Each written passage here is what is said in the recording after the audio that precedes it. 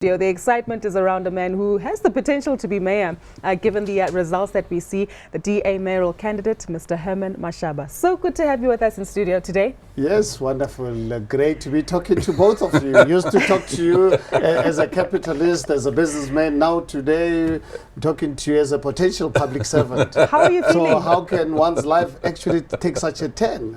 But unfortunately, that's really what's happening in our country, and one needed to do something. And the time for me to really sit on the sidelines and be an armchair critic were just not really possible any longer, and I had to put my head in the ring and offered myself to my party to be the mayoral candidate. I've been campaigning the last 7 months, been a very exhausting journey, very anxious journey. And yeah, so in a few hours' time, we'll have a sense where the country is going. Must have been a very difficult decision for you. You were a businessman, always. You were never really involved in politics in your young life. Directly, yeah. Directly. And you and I know, as men of the world, that politics sticks, and once you get involved, it's very difficult to get out sometimes. It must have been difficult for you to make that plunge. Yeah, look, Chris, I felt when the last few years I started seeing our country collapsing, the final blow being the firing of finance minister. Obviously at the time, my colleagues in the party were saying, Herman, please make yourself available. But I felt at the time not to be the right person. But then the firing of the Minister of Finance, which cost all of us a lot of money, cost this country a lot of money. I had two options: to either decide to leave the country or participate. I live in a democratic dispensation created by men and women of this country that fought the struggle of apartheid and created an environment for us to participate. Otherwise, for privileged human beings like myself, if we don't participate, then we're leaving our country to be hijacked by criminal elements. And that's precisely what we're seeing we had a potential to do.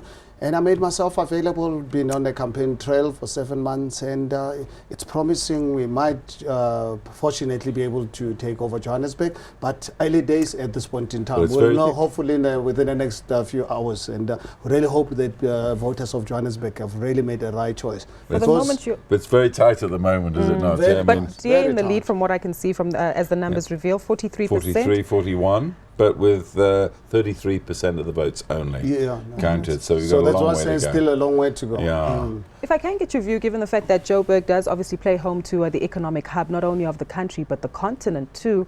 And when we speak to a lot of analysts and members of business society, they always, some of them have referred to you as a liberalist, that you haven't been very clear on policies and measures that you would implement to ensure that we maintain this capitalist movement that we see within Johannesburg and economic growth potential.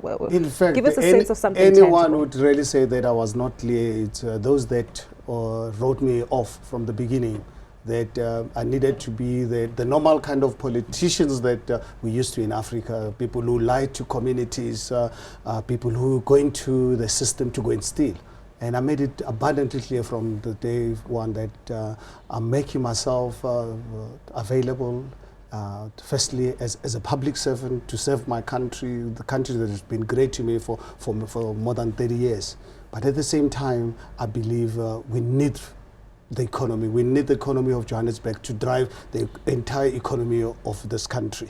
Because I've said so many times that if Johannesburg works, South Africa will work. And my belief is that Johannesburg will work if one can drive it through the private sector. You drive it through small businesses in particular, because small businesses in this country have been literally ignored by this current government for some reason. And for me, my strong belief, if people of Johannesburg can give me the mandate, my first preference is going to be working with the private sector, work with small businesses. The role of government is going to be a facilitator, just to create an enabling environment. Let us not steal people's money. Let us ensure that we get entrepreneurs. Let them be the ones driving our economy. They must do whatever. As long as they operate legal businesses, I will encourage them to make money. For me, profit is key, because when businesses make profits, they employ our people. People don't lose jobs. When businesses make profits, they pay taxes. Then when now the state receives those taxes, then we can go and improve the lives of our people in Alexander, in Zandspruit and all the other areas. Correct. We do have Daniel Silk with us. He's joined us via Skype, an independent political analyst, to give us perspective, and he'd like to address a question to you, Mr. Mashaba. Daniel, the floor is yours. You can address your question to Mr. Mashaba. Thank you, Mr. Mashaba. I know it's early days and we can't really speculate on a DA-led administration in Johannesburg. What interests me is, how do you turn the administration around? I think you made very good points about involving the private sector, but across South Africa, where the DA will start to have more control in these larger metros, keeping that administration on board. And don't forget that administration also might be politically loaded from a previous regime. How do you get that administration to feel secure, and how do you get them to perform when they've had perhaps quite a different culture and used to quite a different culture in the past? If anyone had looked at the manifesto I launched 5 months ago, one important thing that I try to emphasize, that the only way that I can succeed, or anybody else to succeed with this administration, is to come out with what I call service with pride. The first thing that I do, the day when we are announced to really be the government, if people of Johannesburg have so decided, I want to ensure that immediately to put together a team that can do a skills audit to really see what I'm sitting with, because unfortunately I know the current administration is bloated with the ANC cadres. And the cadres that are not capable, cadres who are put in the wrong positions. So I've made it clear to people of Johannesburg that under my administrations, the day that we can have social workers running the police are over. The police is going to be run by professional police. Engineering department is going to be run by engineers. Finance department is going to be run by finance people, regardless of their political affiliation. So I'm not going to do the skills audit to get rid of people. It is just to ensure that I place people at appropriate levels. If you want to really serve people of Johannesburg and committed to civil service, you're most welcome to actually serve, because there's just no way that I can ever succeed if I'm not going to ensure that I surround myself with the best people. And actually, for me, I survived in business the last 35 years by always ensuring that I surround myself with people better and cleverer than me. Because I know I'm a human being. I've got limits what I can do. But fortunate enough, one skill that I believe God gave me was to always ensure that I surround myself with clever people, independent thinkers. Because when you surround yourself with clever people, that's when you succeed. And allow them the space to really be able to fly. And that's really what I want to do. Let us create that system that civil service can understand. We're here to create employment. We're here to drive the economy. I want, when you apply for a license, when you apply for rezoning, let us work with you quickly to ensure that we can assist you. If we can't do it, we must be able to tell you as soon as possible that, you know what, please don't dream. But if it's something that's going to work and we're going to employ our people, immediately ensure that I put people that must work with you to ensure that you execute your plan, employ our people, get our economy going. That's really, for me, before I can start thinking of shifting policies, before I can think about my shifting financial, the number one thing is to ensure that I have a professional civil service, and that's really what I want to do. Drive it like we're driving it in the private sector. Okay. Well, we're going to talk to you much more after the break. We'll say goodbye and thank you very much to Daniel Silk, our independent political analyst, joining us by Skype. And do stay tuned. We're with the DA candidate for mayor of Johannesburg, Herman Mashaba, on a very key day in his life and our lives, I'm sure. Do stay with us. There'll be more after the break.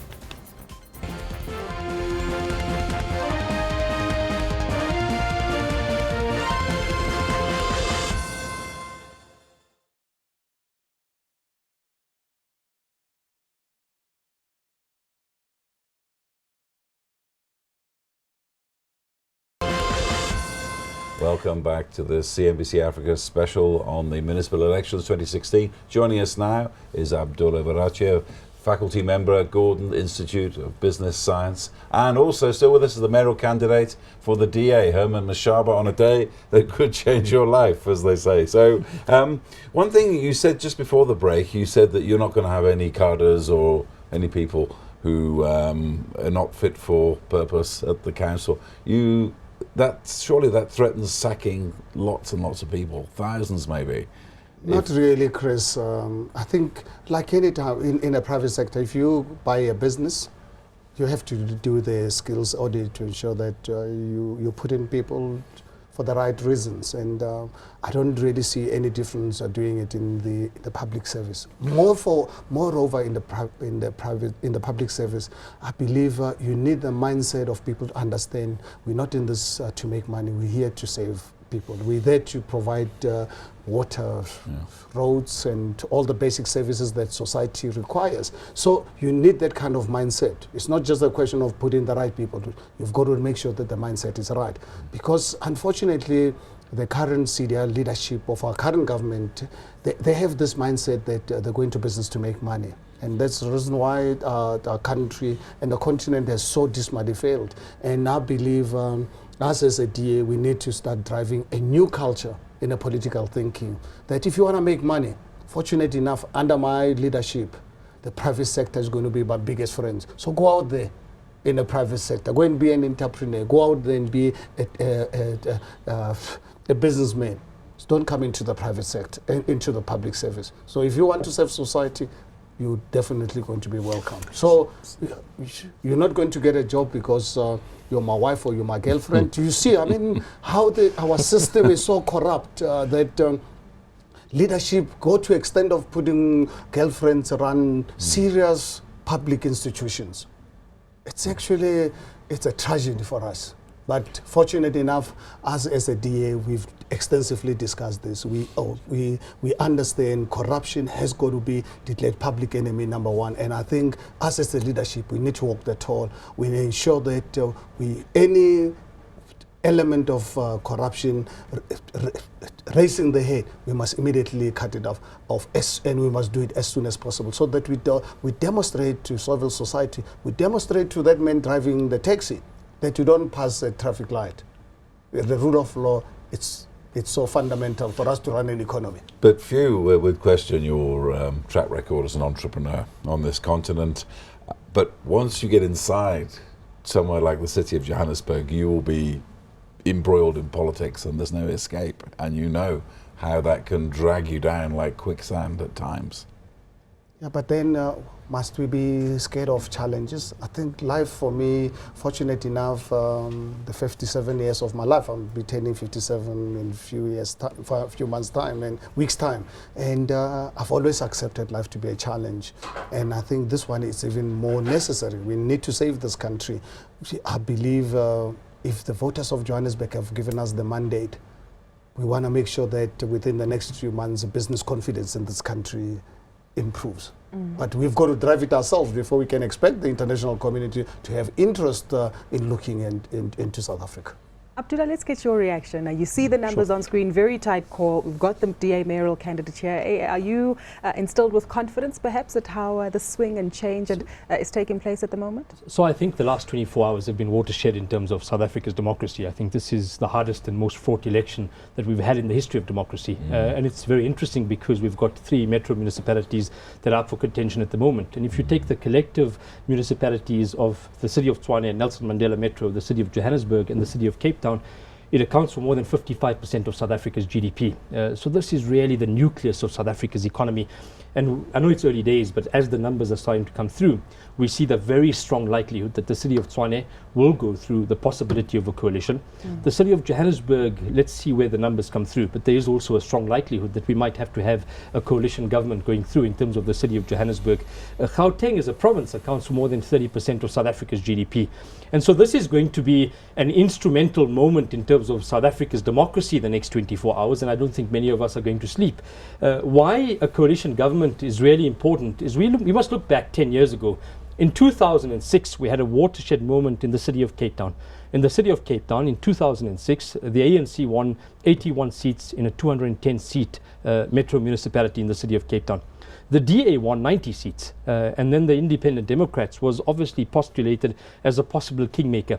What eventually happened, because the council has to be constituted in 21 days, is that we had a 7-party coalition that ran the municipality with 1 swing vote, because the Independent Democrats with Patricia de Lille at the time did not go in partnership with the DA at the time.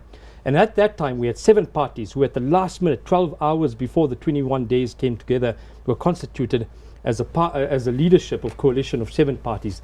But this is fraught with a lot of challenges. When you've got 7 parties come together in one bedroom trying to run a metro municipality, it's tough. Yeah, and we then see where City of Cape Town is positioned now. So the next 24 hours are going to be interesting. Which takes us to you. If things do shake up quite interestingly, sir, would you be open to a coalition partnership? And if so, who would your potential partners be? You know, we made it clear from day one as a DA that we will wait until the voters give us the mandate. And in few hours' time, we'll have that sense. I think for us, what is more important is for us to be prepared to respect democratic voices. If people have demanded and commanded us to save this country through that kind of relationship, I believe my party would not really have any objection. And fortunately enough, with the experience that you just spoken about, I think without any doubt, we're not going to be saying no to what the electorate would want us to do. We cannot plunge this country into a crisis when we've been given the mental capacity to be able to figure out how to navigate. And I think I strongly believe the leadership of my party is willing to consider whatever option, as long as the kind of options that will save this country. So just one other question a lot of people have asked me as well, and do you have any ambitions, political ambitions beyond the city of Johannesburg for the future? You've mentioned a national issue, which was Des Van Rooyen, and you said that was when you decided, when they got rid of Nhlanhla, you decided to go into politics. Do you have any ambitions further? Well, you know, fortunately enough, Chris, if I look at my age, as I said, 26th of August, I'm turning 57, and this job, if I'm given the opportunity, that means 10 years of my life is gone. So by the time you know, I could really go into something else, I'll unfortunately be too old to consider any other further options in the political Is field. the president not in his 70s? Yeah, I mean, you're a spring chicken in politics. Fortunately enough, honestly, one thing that actually drove me to make myself available was to assist Mmusi, because he's such a dynamic, outstanding leader, and he's got age on his side. You know, and one thing, everywhere I went over the last 7 months of campaigning, every time I had an opportunity to say to the voters, I said, please give me an opportunity to turn Johannesburg around so that 2019 we can have Mmusi Maimane as the leader. Here's someone with impeccable track record, a man of integrity, his value system. You know, you can't just really get a better leader than that. And as I say, he's got age on his side. So I believe my role at this point in time is to ensure that 2019 comes, we can have Mmusi Maimane as the leader. And now if we have Mmusi will have 2019 is going to serve 2 terms. So I will then oblige Mmusi then might just give me to go and serve as an ambassador. I'll be an old man and serve my country in other ways, or I can go back to the business world. Because one thing I can assure you, retirement, that word does not exist in my vocabulary. So I'm not going to retire until I drop dead. So yes, I will serve this country in another capacity, but not as a leader. Very briefly, as we wrap up, I understand that we have to let you go. If the DA doesn't win, you've certainly proven your record and gained some ground within Johannesburg and Gauteng overall, but where to next?